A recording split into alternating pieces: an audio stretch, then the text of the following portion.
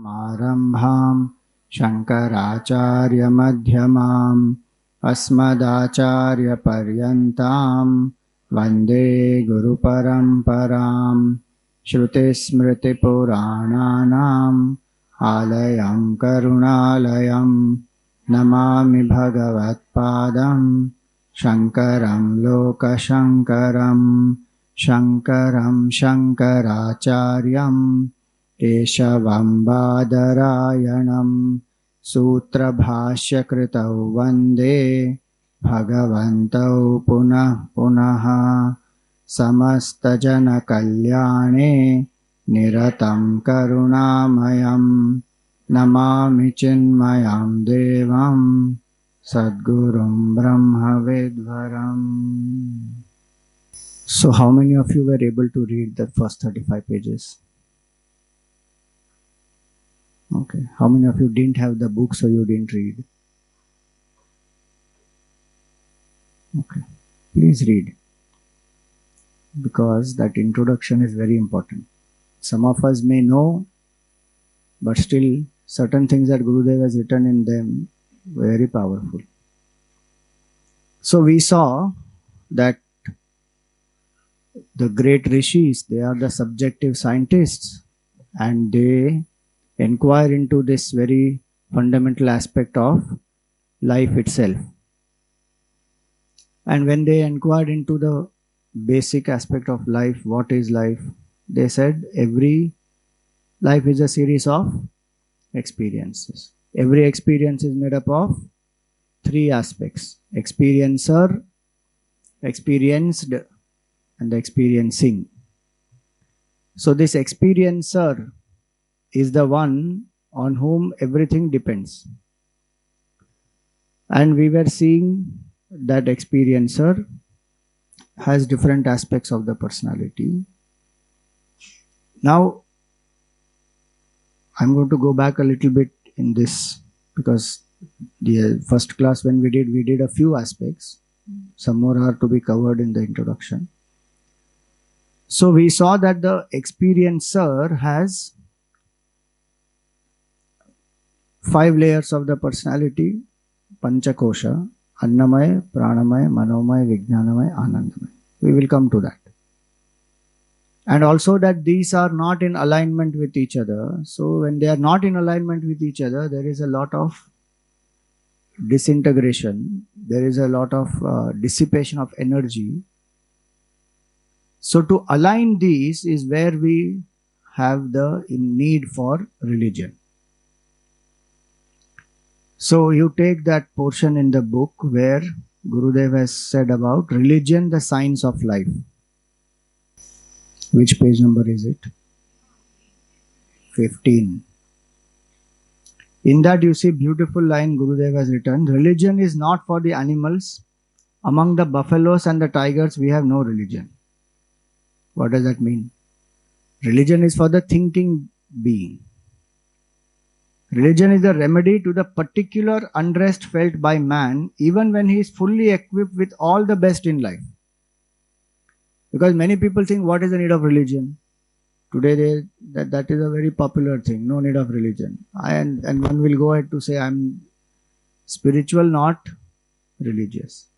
So religion, why is religion required? Because this unrest is felt. Why the unrest is felt? Because the alignment is not there. So when the alignment of the personalities is not there, and even when the best of things I have with me, my sense of finitude doesn't go. My basic demand, which is for supreme happiness, that doesn't get fulfilled. So religion is required for this aspect, to understand what is my basic demand. Is the world even capable of giving me that? And where am I searching? I'm searching in a wrong direction. You know that famous story, Mullah Nasruddin story. He was searching something outside. So they said, what is that? It was a needle is fallen outside. So he's saying, needle I am searching.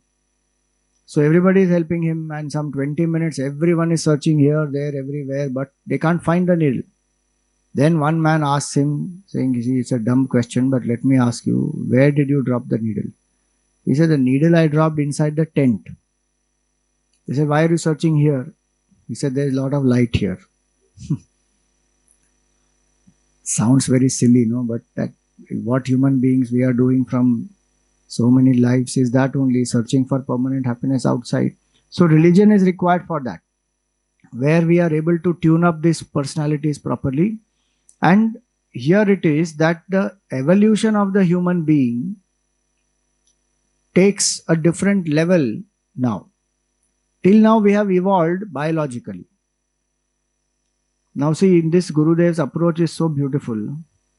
You see the second paragraph where he says that, in the first paragraph itself from where we left, religion is the technique by which an individual gets his mind and intellect trained to grasp and understand the larger themes of the universe and his own exact place in it.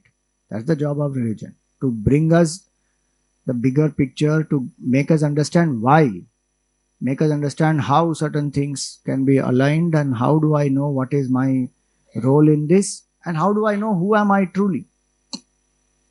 So that is the job of religion to do, because those who don't understand, they will scoff at it. One of the famous statements is religion is the opium of the masses. Karl Marx or somebody said it. Religion is the opium of the masses. So it is not like that. It is a need. You may call it the name religion or not, but human being needs some knowledge and techniques by which one can integrate the personalities, empower the experiencer. Then the experience will be beautiful. So that's why he says that the second para, the second line, he says, religion serves mainly the evolved ones who have the intelligence to watch life as a whole, while living their own personal life, and who have the discrimination to feel the imperfection of it all, and who have the cultural energy to seek and regain a greater and satisfying perfection. Such a different perception, no? Generally we think religion is what? The last resort of the dejected, desperate, despondent people. People ask us also, Swamiji, did you face a loss in business? At such a young age, why did you become sannyasi? Can we ask you something personal? Did somebody break your heart? How did your parents allow you to go such a young age? This is the land which has produced young masters. We have forgotten that. Shankaracharya at the age of 8, he took sannyas. 16, Jnaneshwar Maharaj. 16 years, Shankaracharya ji was traveling across the country, reviving the culture. Vivekananda ji at 20 years, he took sannyas. How many great masters at young age? When will I learn the art of living? When I'm going to die? When will the goal of life become ready for me? So religion is meant for the evolved ones. Such a beautiful description Gurudev has given. It is meant for the evolved ones who can watch life as a whole, that what am I investing in life? What am I getting out of it? Return on investment is so less. We are constantly bothered. No, return on investment. Bank kitna percentage, kitna taka deta hai? Now it has come down. How much it is? 6%? 7% per year. Return on investment. So less. We are not getting that much also as far as pleasures are concerned. How much we invest, we may be getting some 0.5, 0.8%. 1% bhi nahi milta hai. And Vedanta is saying, through religion, if we learn to sublimate the ego, what will happen? Return on investment is infinity, not 100%. So it is meant for the evolved ones who can see the whole picture while living their own personal life. It is not telling abandon your personal life, go away somewhere. No, while living the personal life, who have the discrimination to feel the imperfection of it all, who have seen enough. And that's why those who have seen enough in life, they come to Upanishads. Because one has seen enough. It is not meant for escapists. It is not meant. Gurudev used to say it's a highly intellectual field. And you will see it. As you study Ishavasya, let us see how many survive. Many people can't handle it because it is subtle. But if it is presented nicely and foundation is built, it is glorious. And so it is very highly intellectual. So one who can see very clearly that how temporary whatever I get in life is so ephemeral. It doesn't last at all. And that I am trying to hold on to something which is not going to last and want permanent happiness from it. How will I get? That person who tries to hold on to the changing and get changeless happiness from that, that person is called samsari. Who is samsari? Always somewhat sorry. Miserable. No, how much ever life brings to that person, still the fellow will cry. I am happy, but gone. The moment he says but now, run away from there. Something or the other to complain about. Because I am not seeing the whole picture, I am not applying my discrimination. Nitya, Anitya, Vivek, I am not doing. Gurudev said discrimination to feel the imperfection. Please remember, this imperfection is felt by those who have the best of life. We are not saying those who don't have, it's not the grapes are sour situation. One has everything. One has seen power, pleasure, prestige, popularity, people, everything one has seen. Still the sense of incompleteness does not go. It goes only when ego is not there. That one who has understood will find now what are the methods to drop the ego. Religion is meant for that. Anybody else teaches us how to drop the ego? If they are teaching, we don't need religion. Go to that. Happily go there. Nobody teaches how to drop the ego. And the strange part is, misinterpreted religion also is a ego trap only. When I don't understand religion properly, I am using religion also for boosting my ego. I have so many followers, I am so popular, I am such a great seeker, I am this, I am that, gone. The whole purpose of religion also gets defeated. It is meant to reduce the ego. So that is where he says the discrimination to feel the imperfection of it all, and who have the cultural energy to seek and gain a greater satisfying perfection, regain actually, which is my true nature. So I have to come to that. So religion is meant for evolution. Evolution from where to where? Evolution from this biological level I have come to. So Darwin's theory of evolution, Gurudev presents here. Imagine at that time how he presented this topic of evolution. He said till this human body, Darwin has said we have come to the peak. From unicellular to the human body we have come. Now biological evolution is over, complete. That's where he says here that you see the next paragraph where he says that the Shastras attributed to the evolution and growth of the individual, and in this we shall find that Vedanta starts where Darwin theory ends. Where Darwin ends, Vedanta starts from there. Why? Because this is the spiritual evolution now. How to rise beyond the body, mind, intellect, it is that level. In a visionary promise that man will still grow to the final stage of evolution, supermanhood. From man to supermanhood. So in this context now, Gurudev gives us, there are different types of men. He has given 3 only here, but we are going to go a little more in that, because in other places like Kindle Life, Self-Unfoldment, he has only given 4. So just because we are human beings, doesn't mean that we are human in the sense of the inner life of thinking, discrimination. So first he says, the first level of person is stone man or mineral man, one of the two. The same thing it is. Who is a stone man? Oh, somebody who looks like a stone. No. Stone man means who is like a stone in the responses. Inert, lazy, lethargic, doesn't want to do anything creative, is very, very dull. So what happens to stone man? The stone man just exists. That's all. Like a stone, it just exists. It cannot move also. Like that, there are some people who are absolutely tamasic, dull in life.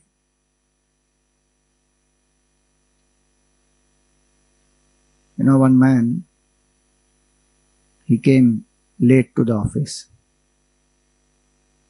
So his boss said, "Why are you late? 1 hour late you are." So he says, "Sir, I have a very rare disease." I said, "What is it?" He said, "It is called PPPI. P cube I." So he says, "What is this? I never heard of it." He said, "Sir, many people have, but I am suffering with much more intensity of that." I said, "What is that? What is PPPI?" He said, "Physical, physiological, psychological inertia." Which means what? Sleep. He attached to sleep. So there are people who are very dull. I'm not saying we should not sleep, but absolutely dull, tamasic. If you tell them, get up and do something, why? And some people will misquote Vedanta also. Anyway, everything is illusion. So what is the need to do anything? Vedanta is not meant for that, to say everything is illusion, then your sleep is also illusion, and my getting you out of it also is illusion. So stone men, very dull, unresponsive. No energy, enthusiasm in life, just dragging along, somehow surviving, existing, not even surviving, just existing, boss. From there, one grows little more. That person is called plant man. What is the meaning of plant man? See, plant at least has basic mind. Apart from the body, it has mind and it will respond. Who discovered that plants have a mind? Very good.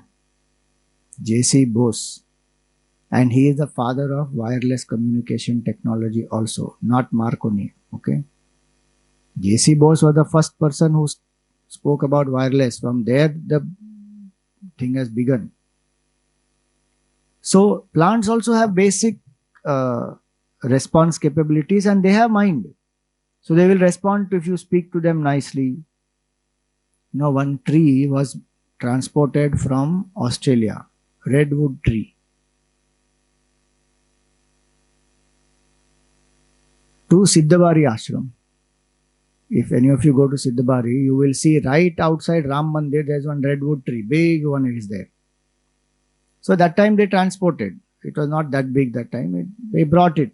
Somebody gave to Gurudev and then they arranged for it and Gurudev said, okay, send it there to Siddhabari. That plant, that tree was not growing properly. So the Mali came and told Gurudev, Swamiji, this tree that you got from Australia, I am doing a best possible, but it is not growing. So there was a camp. At that time, Gurudev was there at Siddhabari ashram. So every single day, he used to go to that tree. He used to speak to that tree and tell the tree, I know you have been displaced from your natural environment. You are here. This is the Himalayas. These are such a beautiful environment. The rishis have meditated. You are in Siddhabari. It's such a lovely place to be in. Oh, he'll speak all that. And he will, pamper the tree, then put some water. That tree, look at the tree now. Fantastic it is. Such a huge, tall tree is growing so beautifully. So like that, in our Pavai ashram, when then that Saraswati Nilayam and Annakshetra was being built, they were cutting out the trees. Somebody complained to Gurudev that, so many trees are being cut. Gurudev called the manager at that time. Jairamji was his name. He told him that these trees are my hands and legs. Don't you dare touch them anymore. So if you see in the Annakshetra that there's one tree is going from inside. He said you build anything around it but don't cut it. So there is one tree which through the Annakshetra. So like that. So there are plants which respond to love, to music, to sunlight. Light is the common thing everybody knows. Where the light will be, the plant will turn that side. So it has response capability. So there are some people who are like that, who will respond. but not out of great intelligence or anything. So they are those who survive. So stones exist, plants survive. Then comes animal man.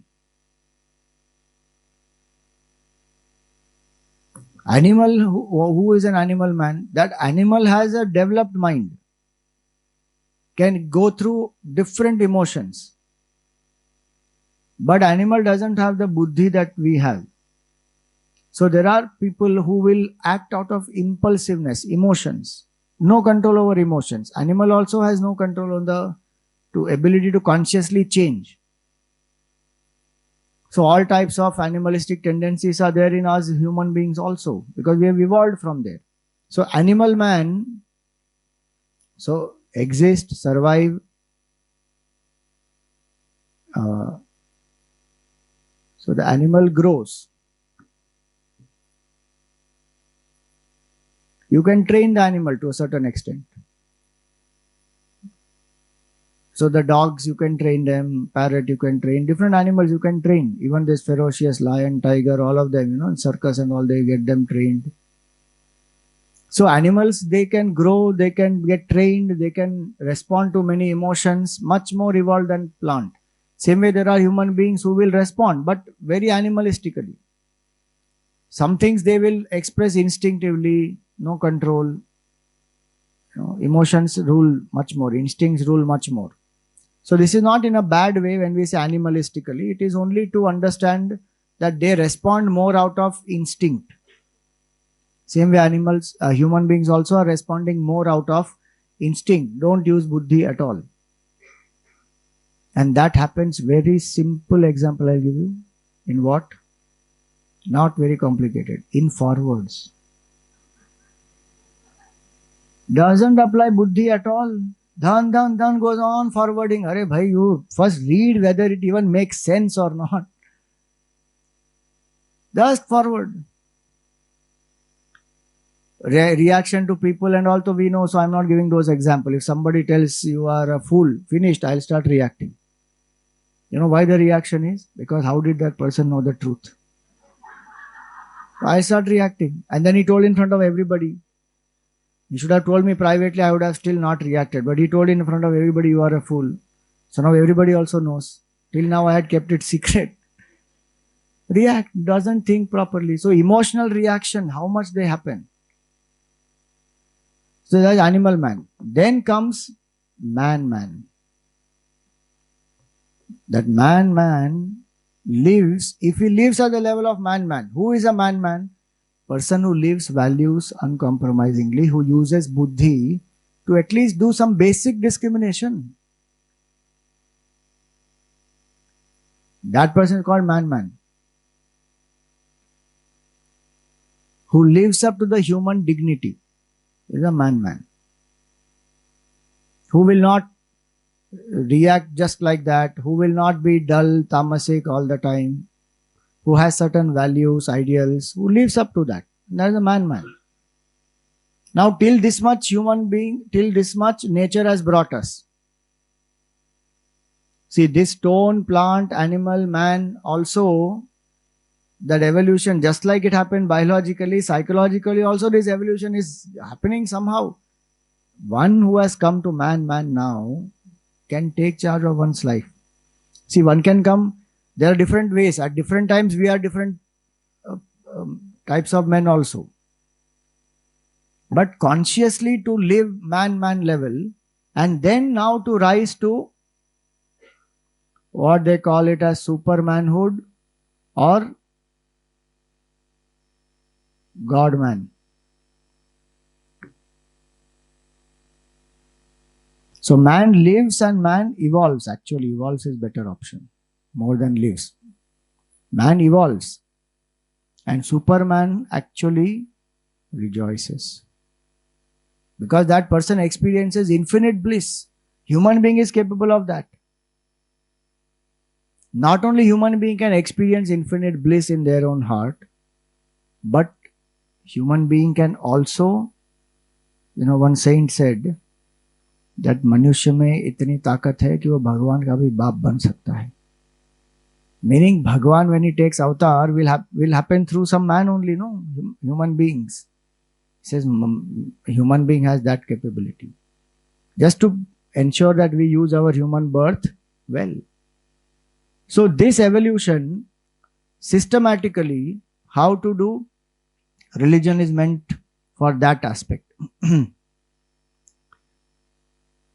From here to here, this evolution, religion is helping us to rise above this attachment to the body, mind, intellect, and to know my own divine nature. So the scriptures are meant for such people.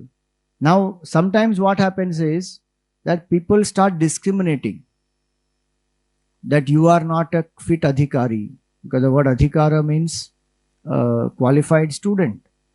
So you are not qualified to study these Vedas, you are not qualified to study the Upanishads. So psychological discrimination happens. You know, when Gurudev started the Gyan Yajnas, in English when he started, people were cursing him. They wrote nasty letters to him. Many Orthodox Hindus, they wrote very nasty letters to him. I told you that last time. Not cooperating at all. So they used to say, you are not ensuring that this knowledge is given to the right students. You are giving it to everybody. This is not correct. This is wrong what you are doing. So, you know, Gurudev said in the next portion, who is fit? If you read that,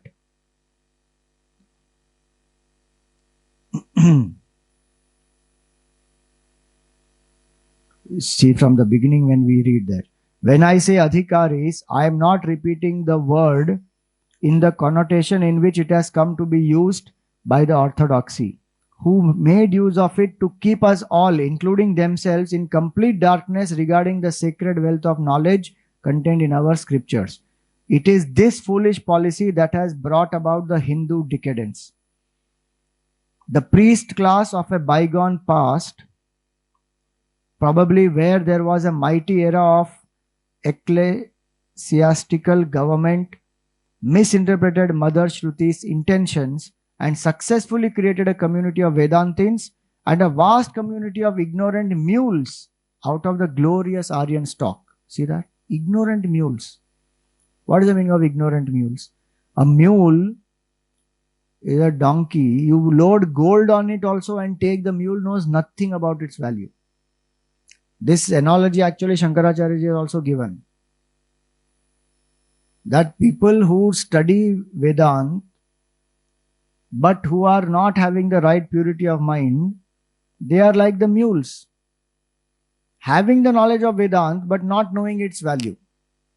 Same thing he says here, that by preventing people from accessing their own scriptures and giving them this divine beautiful knowledge, the whole Hindu culture has gone through decadence. And his feeling was that I have to revive this.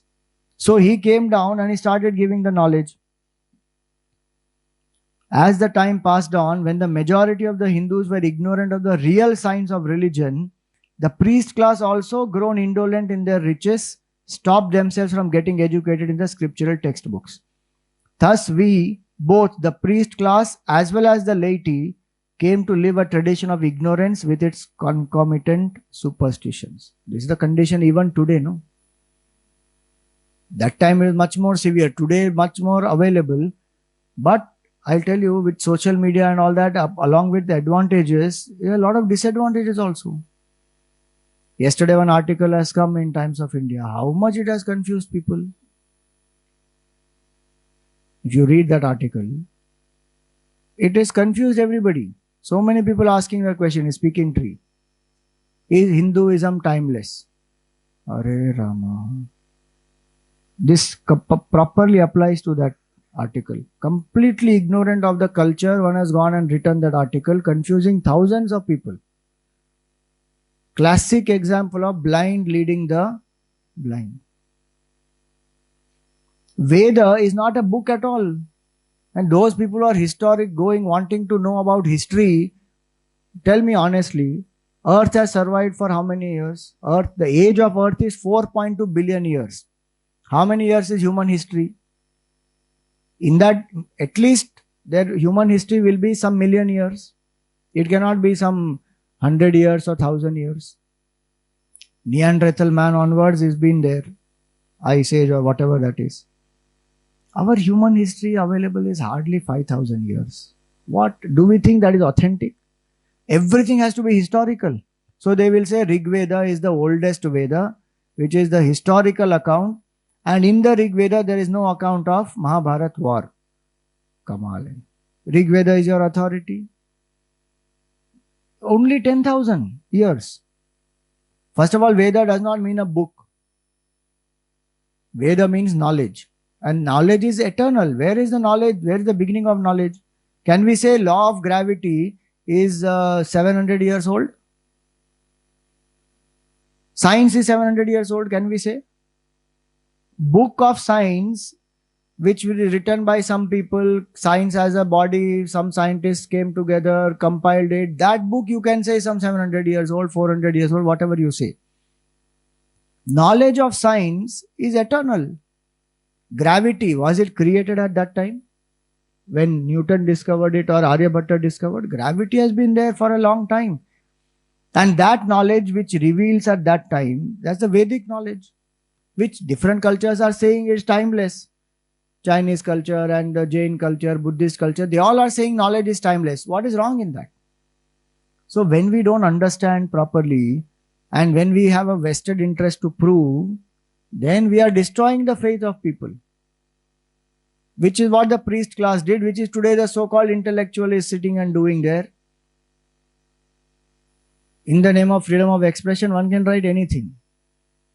Is absolutely illogical. Each point there now one can break it down. That what are we comparing? Eternal knowledge versus book. Now if we actually start going into that detail, science itself we can question. History also we can question. And is it not true that we are getting, as the development is happening, we are discovering much more that how much what we learnt earlier was all not correct. In history we learned, no, 1500 BC Aryans came. Is it true? Now today there is enough evidence to prove Aryans never came. Last 150 years almost. How much confusion because of the Aryan invasion theory. And till today the politics is based on Aryan invasion and Aryan Dravidian divide, all that. That itself is questionable. No, who created that theory? So when we go into the depth of it, that's why when we say that Veda is Anadi and Ananta, I will come to that when we take the Upanishad introduction portion of it, that it is knowledge which is eternal. And nobody is the creator of that. Did Newton create knowledge of gravity? Or the knowledge was revealed to him? So, that's a revelation. So one has to understand that properly, and that's why one has to go back to the source, understand the religion properly. Gurudev came down to that. So he said that people have exploited us, they have not kept us informed, they have prevented us from our knowledge, and they themselves also have not gone through the knowledge. That's how the whole society declines. And this happens specifically in Hindu culture.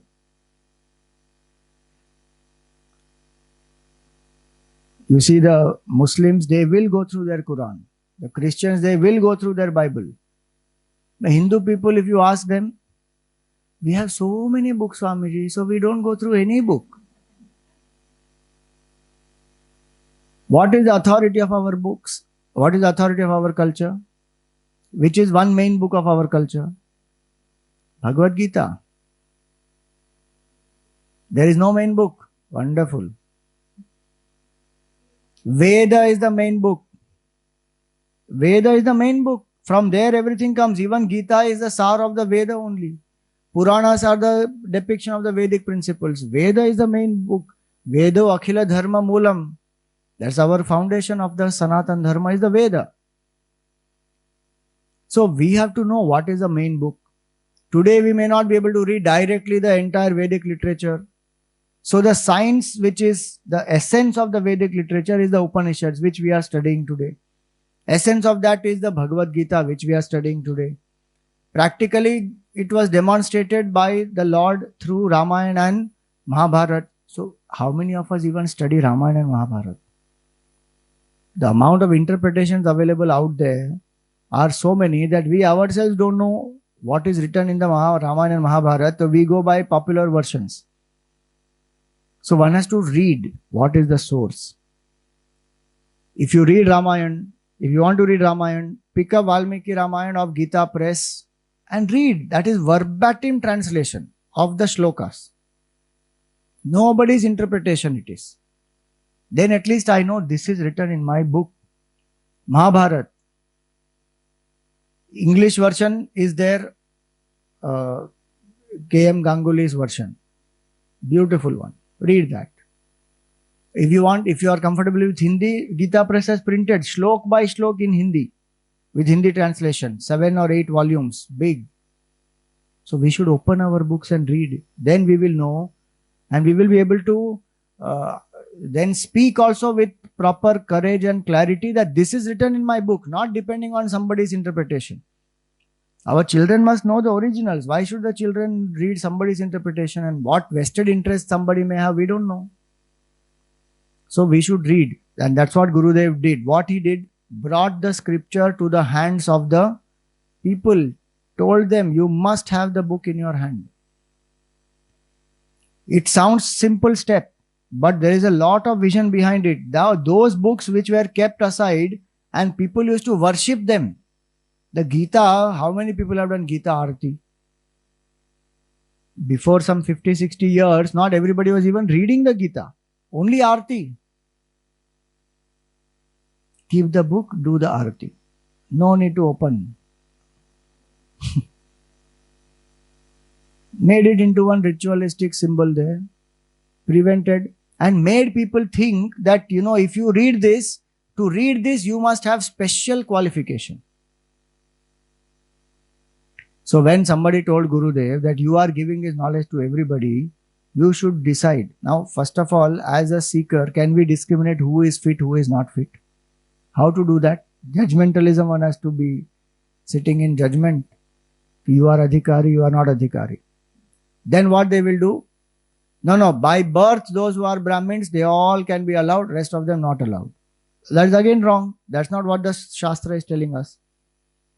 So you see, Gurudev's reply is fantastic. When somebody told him that you are giving this to everybody, see the reply he gives. This is the third paragraph in that who is fit. So he said, it is neither you, second sentence in that. It is neither you nor my responsibility to guard the Upanishads. Mother Shruti herself guards every Jnana Yajna-shala. The halls of learning where the scriptural texts are taught need no gatekeeper. The unworthy will be shunted away from the very atmosphere of such a sacred and divine study. Even if unauthorized members walk into the halls, they will not be able to hear the great secret, for in such an atmosphere surcharged with divine and subtle vibrations, a gross animal man cannot keep awake for long. And he says, I am not exaggerating. Is a fact or not? We are experiencing Swamiji right now.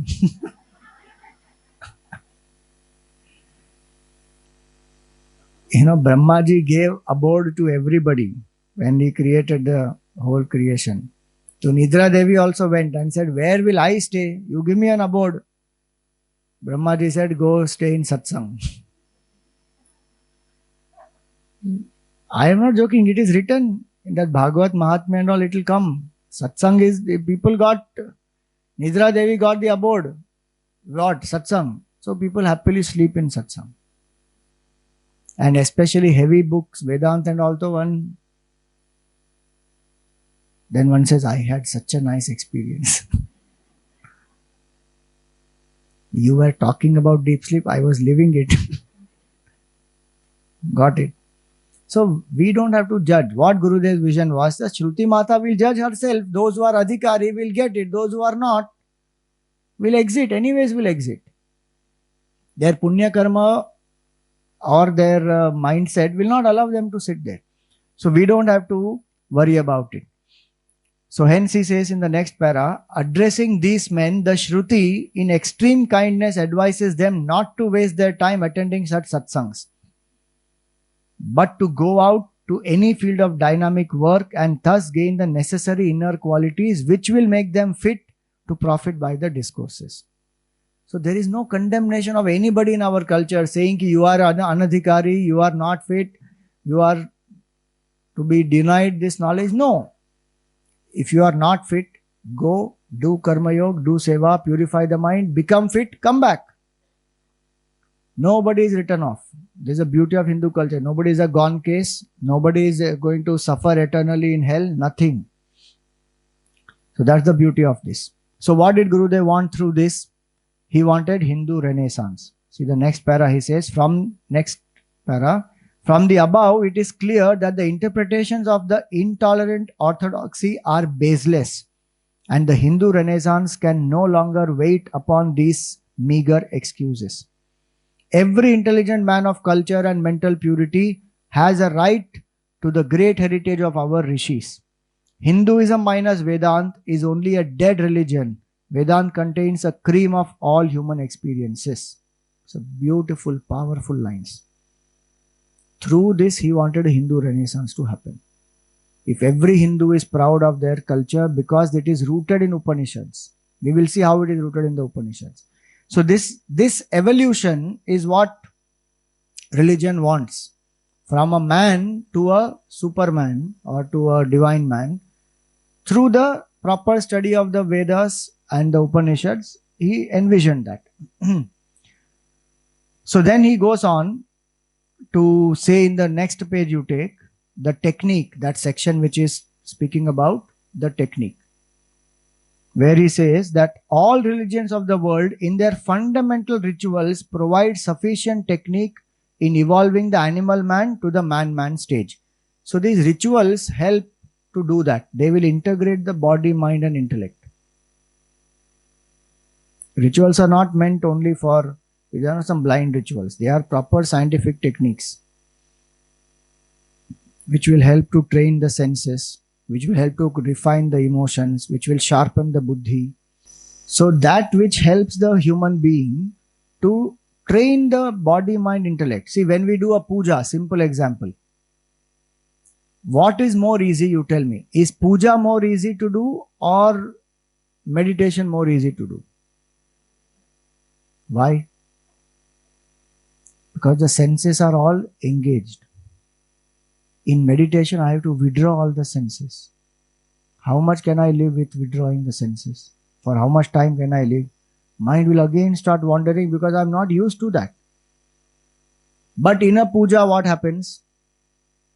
I am able to see the form. I am able to offer the flowers. So touch is there, smell is there, mantras are being chanted, speech is there. So many things are there. All the senses engaged. So we should not think of these as just some blind rituals. They have a lot of importance. Same way, if we say mantra japa, so you see the form of the Lord, repeat loudly, then repeat softly, then do it mentally. There is a proper science of how to train the mind slowly to turn introvert. So all the religious rituals are meant for that. And when the person is ready, then the subtler thing will happen. So he says here that in their higher practices of discrimination and ethical and moral living, detachment and higher meditation, we have the total scheme by adopting which from the man stage, an individual can consciously hasten his evolution to supermanhood. So discrimination, vivek, nitya anitya vastu vivek, then meditation, then the moral ethical living, all those are the method for the people who have integrated their body, mind, intellect. Then they can come into that. Today what are we doing? We don't want to do ritual. We don't want to train the senses. We don't want to do japa. We don't want to have the form of the Lord. We don't believe in devotion. Because we don't believe in God, then what do? I have signed up for meditation course. 10 session course on meditation. And everybody wants to meditate.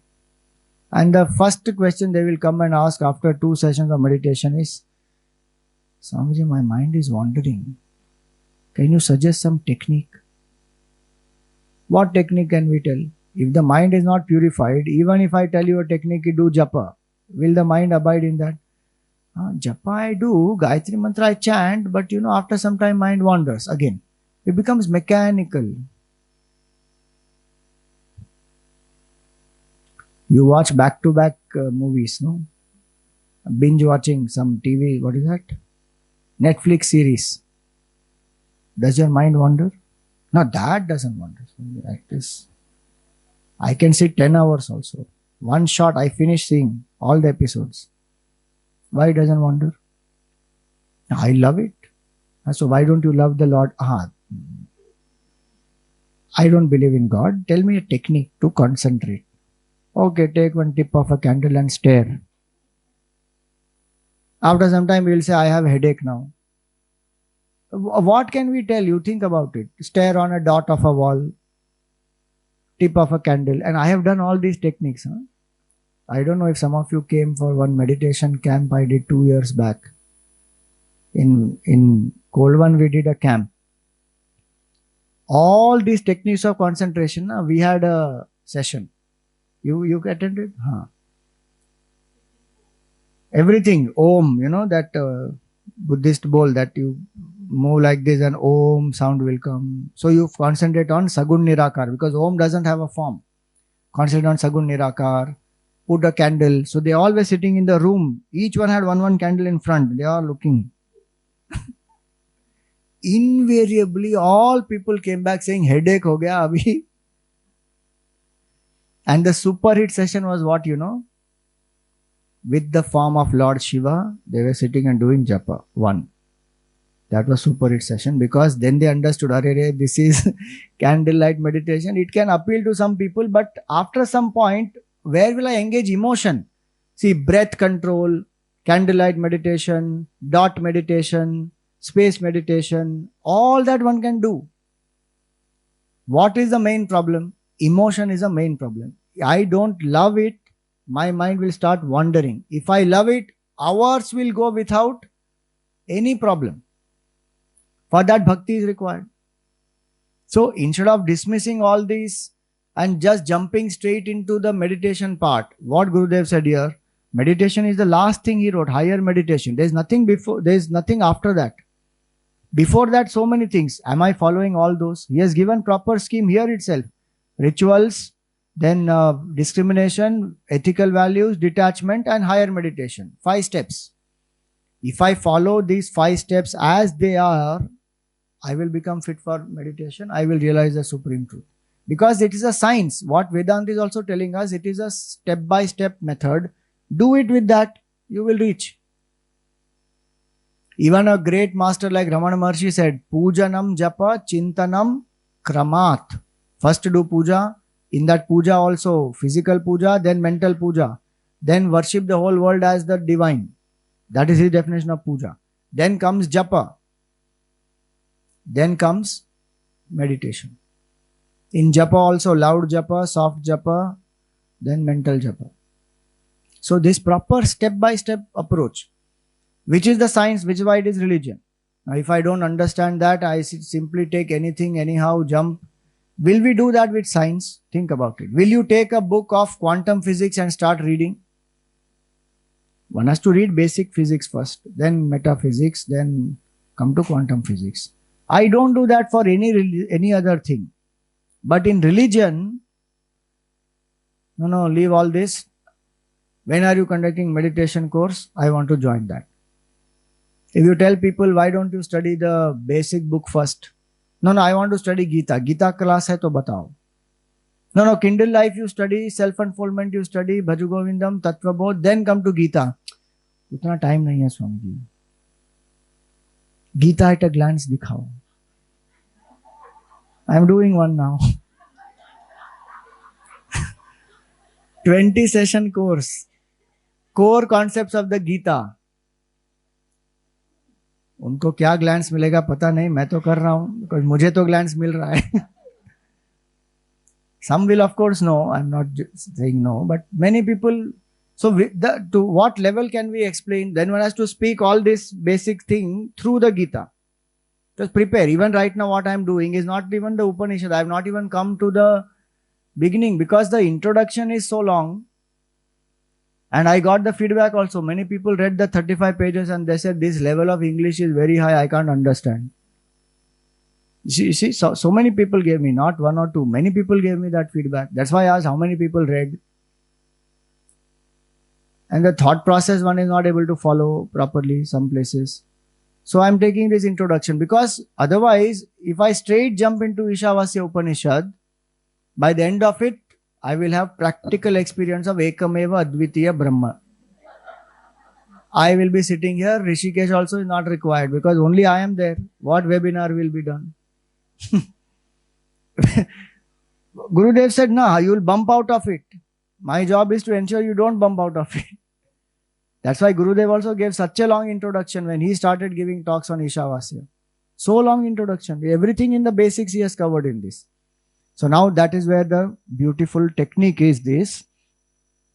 Next paragraph is a very funny paragraph. It's meant for those people who think negative about religion. So he says, to the materialist, to whom life is an illogical and a meaningless procession from the womb to the tomb, there is no urge felt for self-improvement, there is no perfection to be achieved, nor any goal to be gained.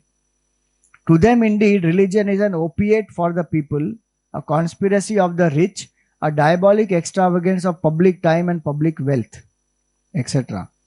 This would indeed be the opinion of the buffalo world also, if only we try to preach religion to them. Solid, huh? See, he has come from that background where he used to think of religion as this. He used to scoff at religion. Now just imagine his transformation, where he transformed and he committed to live this life and now has the guts to come out and share that knowledge with the masses. What a transformation from an agnostic, first of all, to be open-minded to even accept that religion is useful itself is a big step. Not many people will take it. Because that one has to humble oneself, no? One had big ideas that religion is useless and crap and all that. From there, one has come to that level to accept that no, there is so much depth in it. Then to commit to living that life, meaning taking sannyas to reach the Supreme. And then to commit to come out and share the knowledge with people. What a transformation that is. In one lifetime, and not even in full lifetime, in few years. 46 he went to meet Swami Shivanandaji. 49 he took sannyas, 3 years time. Think how many of us are studying Vedanta for how many years? He used to say, Narendra became a Vivekananda in 2 years time. In 5 years, have you at least become a Viveki? He used to ask. So this is where it is that people think that religion is all for all this, but it is not meant for all this. So what is the personality of the man is what we have to understand. From there to rise above to Superman. So then we go to the personality of man portion, where he comes back to this part where we had discussed that the experiencer, experienced object and the experiencing constitutes every experience. And in that, to understand the experiencer is very, very crucial. So when we say the experiencer, there is one pure consciousness which we call as Om, or which we call as life with the capital L, or call it as whatever, consciousness. That spark of life, because of which this whole equipment is alive, that is the pure consciousness which we have to know, which is what is the subject of inquiry of the great masters. When Gurudev uses the word life, he does not use the word life in the sense of the experiences of our life, the quality of our life. No, he uses the word life in this context to mean consciousness, that what is that life. Because if you say that What is life? Life is good. That's an expression of how I am responding to life. I feel life is good because everything is going on well. That is not life.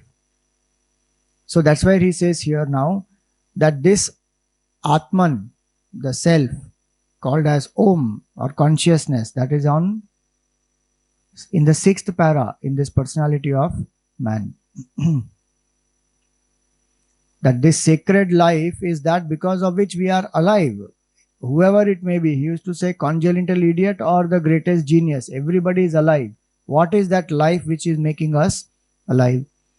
So in that sixth para, which starts with the Atman, he says the Atman or the self is represented in the diagram by the sacred mystic symbol Om. Which diagram is he referring to? The next one. In that spirituo-physical structure,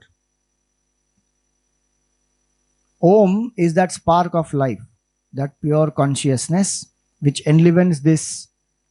And this Om, as though, is enveloped by 5 sheaths. Why are they called sheaths? Because they are covering. So he gives the example of the sword. The sword is kept in the scabbard. You pull it out of that. What they call mayan. Mayan mein talwar. So that mayan is the scabbard in which the sword is kept. In the same way, these 5 layers are the sheaths. In our personality, they are Panchakosha, and it has been represented like this. So the grossest, outermost is the food sheath. That food sheath is this body. See, it is outside because it is the grossest, is visible to the senses. Made up of food, born out of food, sustained by food, goes back to food. Subtler than that food sheath is the Pranamaya Kosha. So one thing he says very nicely here is, in Vedanta, what is subtlety? What is subtle? That which is more pervasive is subtle. Body is less pervasive. The least pervasive of the 5 koshas is the body. From here, top of the head to the tip of the toe, that much only.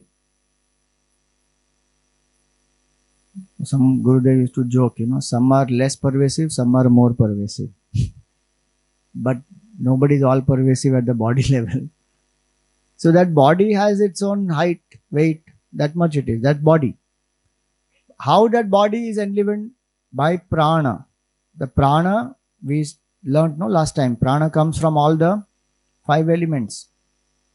That prana energizes this body, and it is a prana which is the aura also around the body. So when they see that somebody's aura, white color aura, blue color aura, that is their energy around, which is reflection of their own body and their mind, both. So compared to the body, prana is more pervasive, more subtle. So subtle means more pervasive and less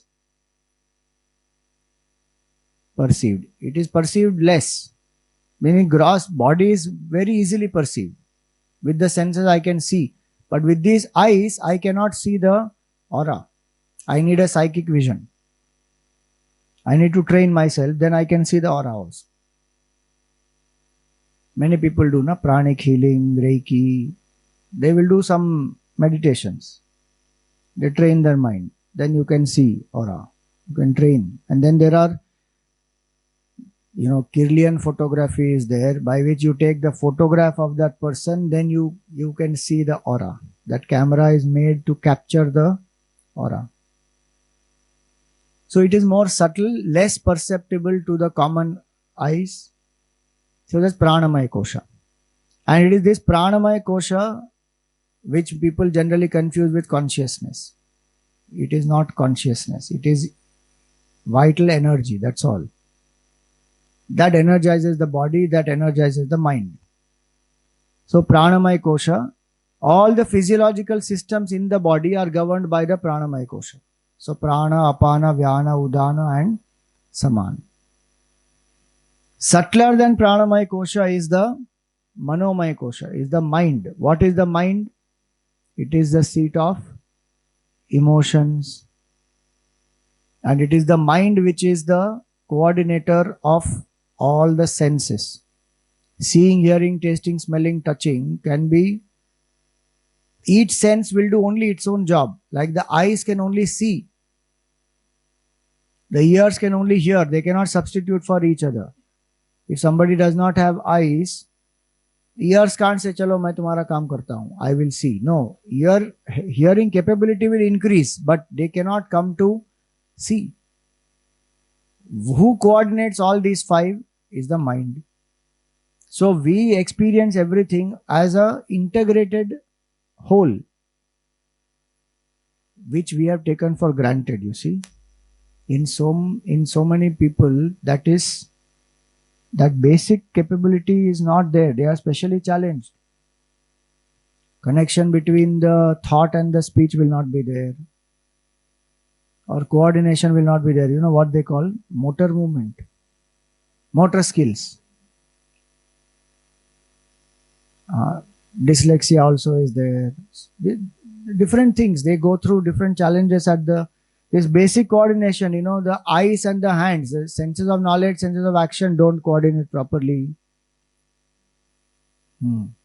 So those things, the mind coordinates all those properly. Apart from the, whatever the brain will send the signal, that's a different thing. But it is the mind, prana, body, everything functioning properly together.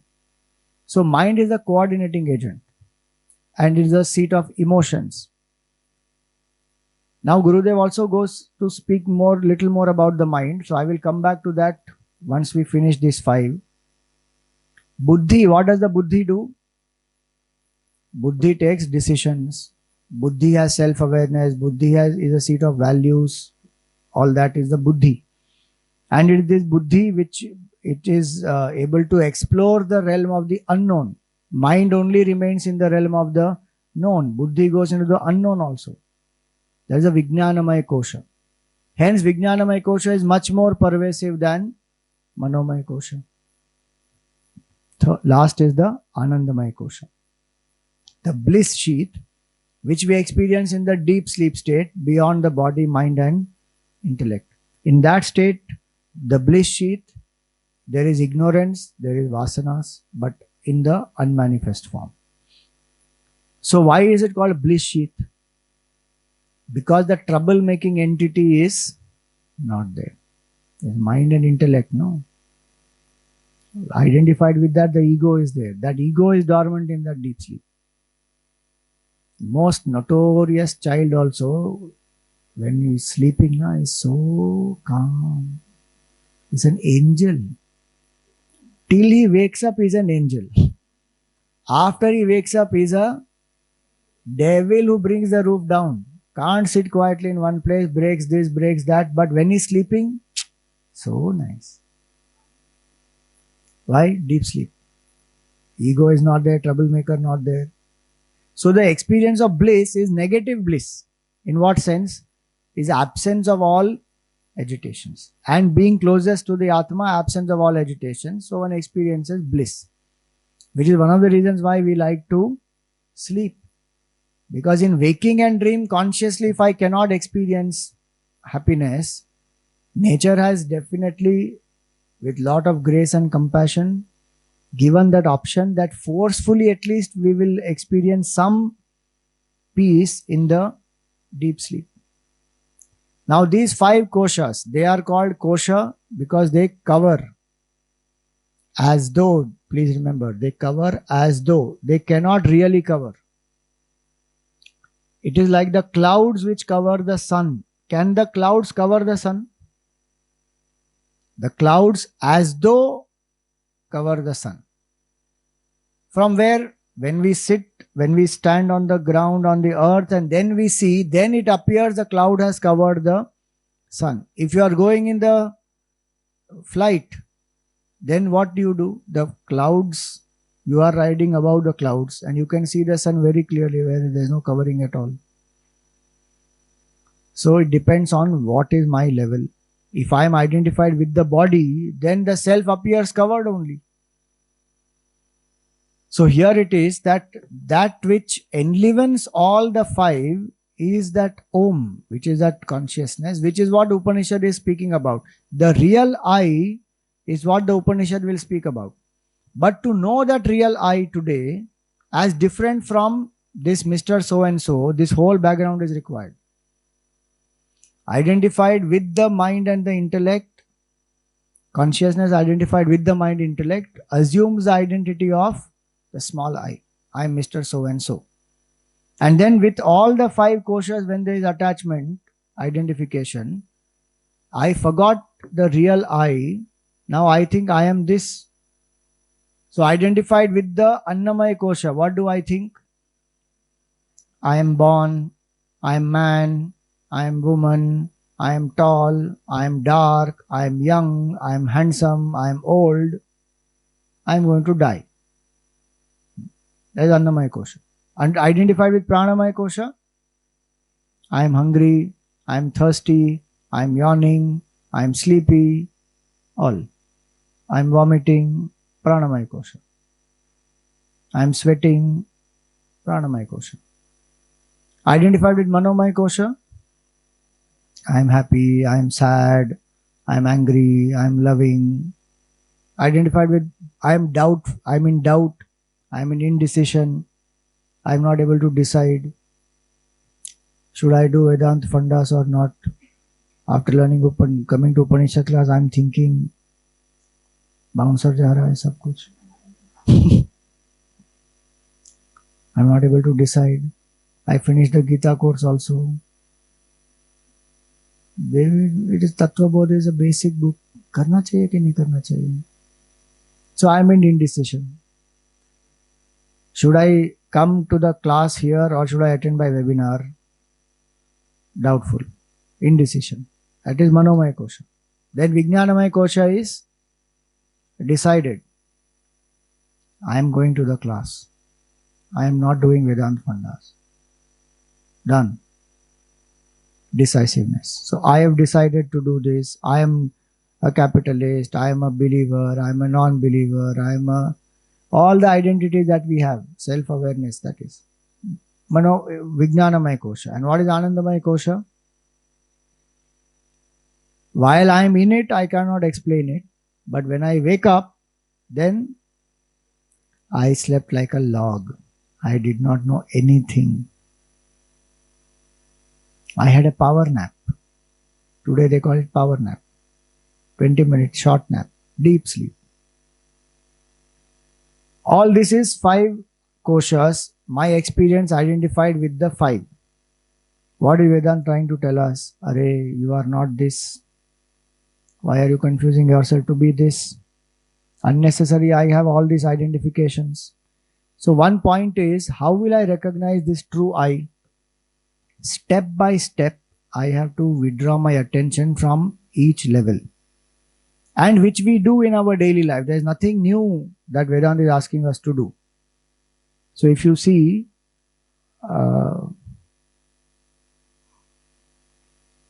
I don't know which page number is it in your book, but the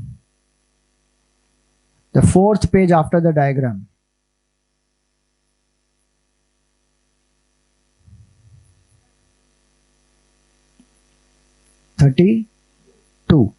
The last para there, which begins with the word although.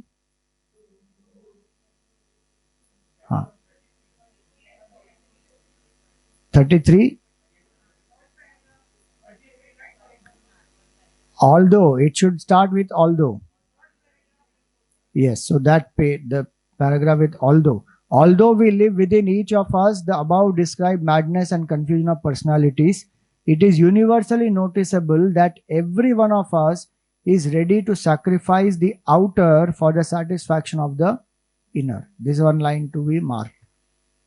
One is about pervasiveness of the 5 sheaths. The other is that we live to sacrifice, we are able to sacrifice. So, for example, to provide, so he is given an example here. Let us suppose that a man has a painful ulcer in his forearm, giving him unending tortures of the mind. A doctor approaches him and advises he must get his arm amputated. The patient readily allows his gross body to be chopped off so that he may cure the agitations of the mind. Many examples. Parents go through hunger, thirst, difficulties at the body level because emotionally they are attached to their children. They want to give the best to the child. So when it comes to the subtler level, the subtler always, abiding in the subtler always, I can detach from the grosser. So there's nothing new that Vedanta is telling us in that context. When I am fired up by an intellectual ideal and a vision, and I want something to happen, then I'm ready to sacrifice emotions, physical comforts, everything. How many people gave up their lives for the freedom of the country? How many people gave up their lives even for that Ram Mandir? How many people have given up? What a sacrifice people have made. Why? Because fired by the ideal that this is required here.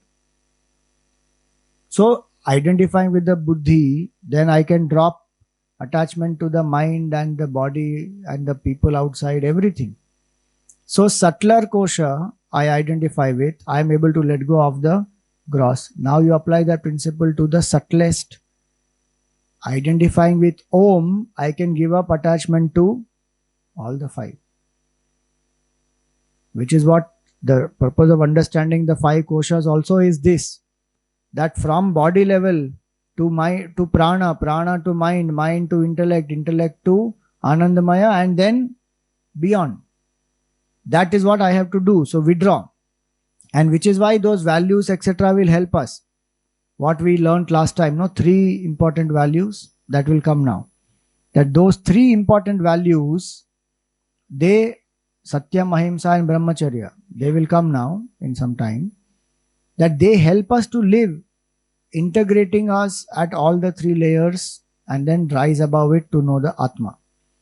So now, having given all this background, what Gurudev specifically comes to again now is the mind and the intellect, the subtle body. Because it is the subtle body of the human being which distinguishes him from the rest. See, gross body is there with other beings also. And yes, there is a difference in their gross body and our gross body. You know, one very nice fact is, in human body, one is the buddhi that we have. But even as a body, human body is very, very advanced. Why? We have frontal lobe, which is not there in other creatures to the way in which it is in human beings. And something interesting I came to know some days back was this frontal lobe develops properly between the age of 16 to 21 and to some people 23. Frontal lobe, the actual frontal lobe here, the physical stuff, mass, develops properly between 16 and 21 only. So as a teenager, when we want to decide which field to take, we literally don't have brains to do it. Physical brain only is not there. Because frontal lobe is still developing. So the idea here is that the body level, our body may be different from other bodies. Pranic level. But the main distinguishing factor is what? The mind and the intellect. That is the main distinguishing factor. Now in that, when we say mind, it is the mind which is the doer. If mind is there, I experience. If the mind is not there, I don't experience anything. So now the question is, what is the mind?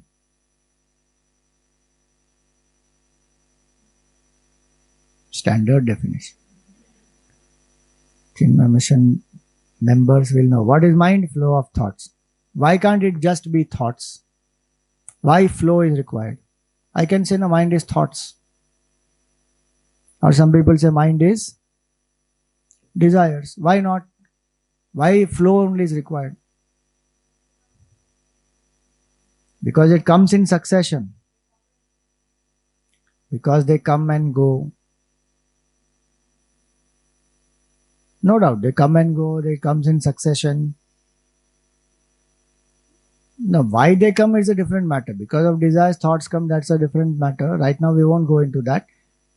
But when we say mind is a flow of thoughts, not just thoughts, not just desires, but a flow, because the flow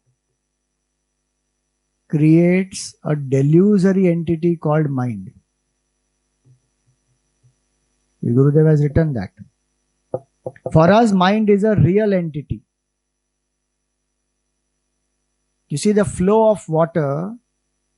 So river is not just still water. River is not water between two banks. River is flow of water. It is actually just water flowing. But when the water is flowing, we call that flowing water as, this is a river. What is river apart from that water? Nothing. You see, very nice Gurudev has written here. The subtle body, if you see that section, subtle body, in that 7th para you see. According to our Shastras, that is the paragraph. Found it?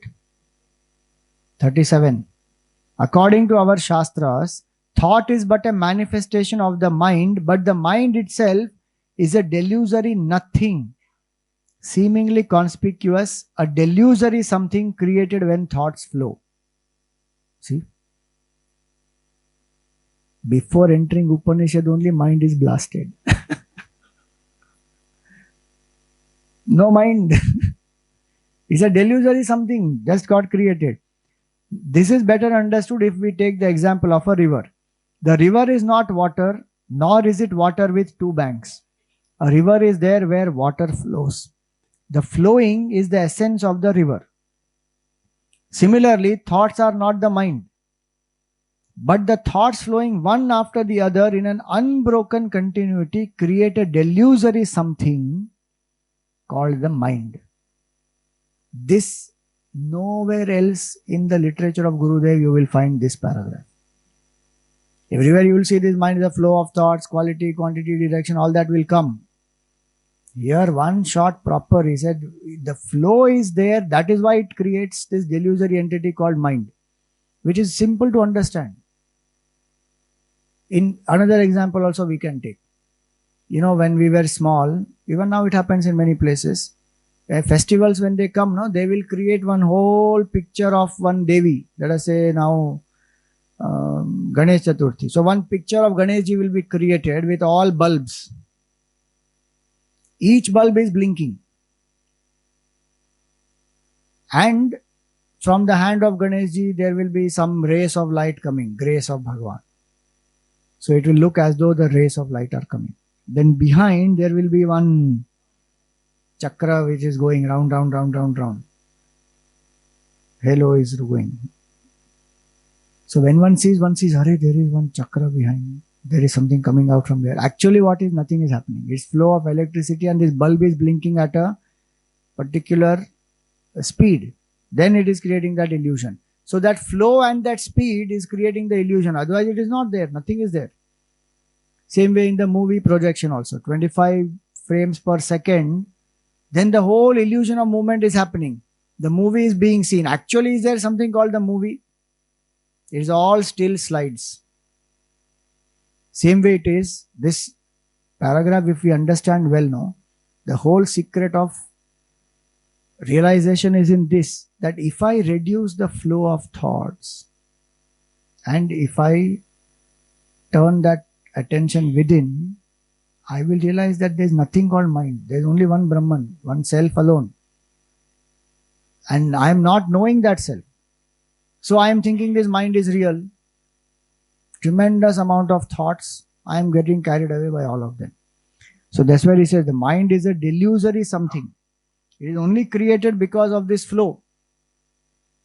And the mind threatens us, nay, even governs over us, persecuting us with its low demands, animal instincts, and vicious urges. Or at some moments, with its higher demands of the divine calls and spiritual urges. That's why Ramana Maharshi, this is Ramana Maharshi's approach actually. Ramana Maharshi straight away asked, Manasam tu kim margane krite naiva manasam marga arjava. If you ask what is the mind, You start inquiring what is the mind, you will find there is no mind only. That's the straight path. Every other path tries to purify the mind, unify the mind, finally transcend the mind. It considers mind as real. In Ramana Maharshi's path and path of Vedanta, you start inquiring, you will not find mind is real. Like that snake. Now you start inquiring, is the snake real? You will find there is no snake. Every other path will say, no, snake is there, it has bit you, now we are pacifying you, now you are strong, now you can handle it well.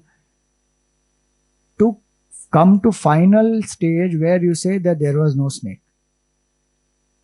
Here it starts in the first step only, if there is no snake. That's why very few people are ready for this. In Upanishad it is called Amani Bhava. That state of self is Amani Bhava, beyond mind it is.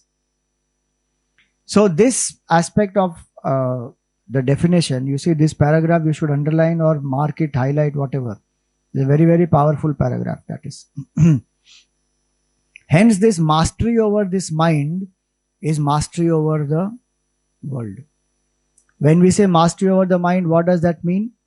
When the example is given of flow of thoughts, what is the example here for?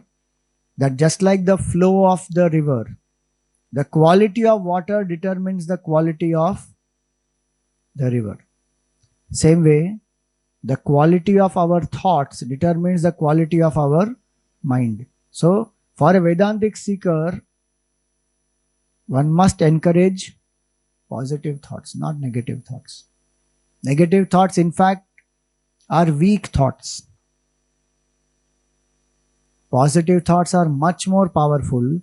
And strange human being is, when we want something to happen, we have desires, we want goals, we want to achieve great things. That power, positivity, has much more power to manifest it. But we will think negative. What if I can't do it? What if this happens? These people are putting obstacles. That is happening with me. That this thing is not going properly. And that negativity is so overwhelming that we today think that negativity has more power than positivity. So we have come to conclude that, Swamiji, I try, but nothing happens. So I have taken it for granted that this is how it is going to be. Because I have allowed negativity that much of power. But negative is much, much, much weaker than the positive, always. So if I require 10 hours for a negativity to manifest, I may require only 3 hours for a positive to manifest. Why? Because that is the inherent nature of the mind. Those of you who know Tattva Bodh, mind is made from the collective sattvic aspect of the 5 elements. Inherent nature of the mind is Sattva Guna. By going into Rajas and Tamas, I am actually going against my mind. So that much more effort is required in that. But today that has become common. So consciously one has to train to see the positive, to avoid the negative. Quantity of the river is determined by the quantity of the water. The force of the river is determined by quantity of water. So what should the quantity be? I should strive to reduce the quantity. Because the more the quantity of thoughts, more is the dissipation, more is exhaustion. Every single thought takes away pranic shakti. So even if I am doing nothing, by simply sitting and worrying, what am I doing? Tiring myself, exhausting myself. Quantity of thoughts must be lesser. And very interesting connection thought and the body has. Every thought translates onto the body as a contraction. One point. Second point is, more thoughts I have, more weight also I may have. That's a fact. If the mind becomes slow in its quantity, if the thoughts reduce, you will lose weight also. Check it up. It's a fact. I am not joking. I am not at all joking. It is a fact. Because a lot of stress we carry, that translates onto the body, we put on weight. Body has all those mechanisms for survival, no? So I am holding lots of stress, lots of tension, agitation, body will put on weight also. And if you let go of those, you will start losing weight also. So my point of saying is not to tell you to lose weight. The point of saying is this is the connection, body and the mind, how deeply they are connected. See, it's very interesting. It is called gross body and subtle mind. Okay, this mind of ours in grossified form is the body, and body in its subtle form is called subtle body, is the mind only. They are not two actually, they are one. From a higher standpoint, body mind is one, they are not two. From body standpoint, we say body and mind, but from mind standpoint, it is body mind, it is one. In science also it is like that. Time and space we think are two, but Einstein said they are one. Time space is one compound. We separated time separate, space separate. That is a lower standpoint. Higher standpoint is time space is one. Same way, body separate, mind separate. That we learnt at one level. Annamaya, Pranamaya, Manomaya, all that. But at higher level, body, mind is one only. One, what is happening to one will affect the other. What is happening to the other will affect the one, the first one. It will go like that. So that is our body. So quantity of thoughts. When more quantity is there, less energy, less ability to control it because too much of force. And the third is the direction. This is the QQD formula. Quantity, quality and direction. So direction must be what? We should be able to take a U-turn whenever we want. Example of our mind only. Suddenly it starts working without our control. So this direction of the thoughts, where I want to direct my attention, that should be there. I should be able to do that. Today I am not able to do that. I am supposed to be in Ishavasya Upanishad class, but my mind is gone to the watch. It is 8:30. My mind is thinking, Swamiji is not leaving us. I have to go home and prepare food. There are people waiting. Mind is already gone. It is not in our control. Which direction it goes, we have no control. That's why one philosopher said, we don't think our thoughts. The thoughts think us. Whenever they want, they will come. Whenever they want, they will go. If we want a thought to go, does it go? Try consciously letting go of a thought. It will come again. I don't want to think about this polar bear. Try. Polar bear only will come into the head. No, this person is hurting me too much. I don't want to think about this person. That person's mind, thought only will come. So direction we have no control. So he gave this definition to make us understand that this quality, quantity, direction, how to control this. So he said we cannot control this because at this moment there are knots of the heart. And these knots of the heart are that which is not allowing us to control this. What? We have knots? Yeah. There are 3 knots in your heart. In our heart, not your heart. Our heart, everybody's heart. 3 knots are there. Go get a checkup done. Those are called Hridaya Granthi. Vedanta will come to that. Upanishad is to remove these knots of heart. So we are coming to that. So one more class will go in introduction, next class. Then we will start the Upanishad. Now your homework, I'll tell you. Till page 35 you read, no? No, even if you didn't read, now you read. Those who read till 35, what they have to read? They have to read till, I will tell you, till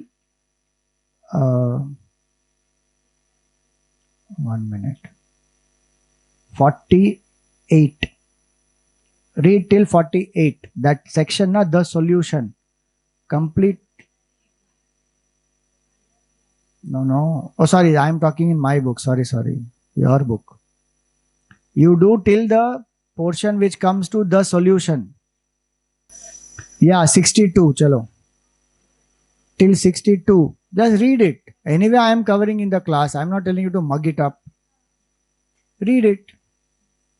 And please read slowly and reflect. Don't say, oh, Monday evening class is there. Monday morning, I'm going to read 35 pages now. Balance. Half of the thing you won't understand then. You read every day 2, 2, 3 pages and reflect on it. You'll know. Om Purnamada Purnamidam Purnat Purnamudachyate Purnasya Purnamadaya Purnameva Vashishyate. Om Shanti Shanti Shanti. Harihi Om Shri Gurubhyo Namaha. Harihi Om.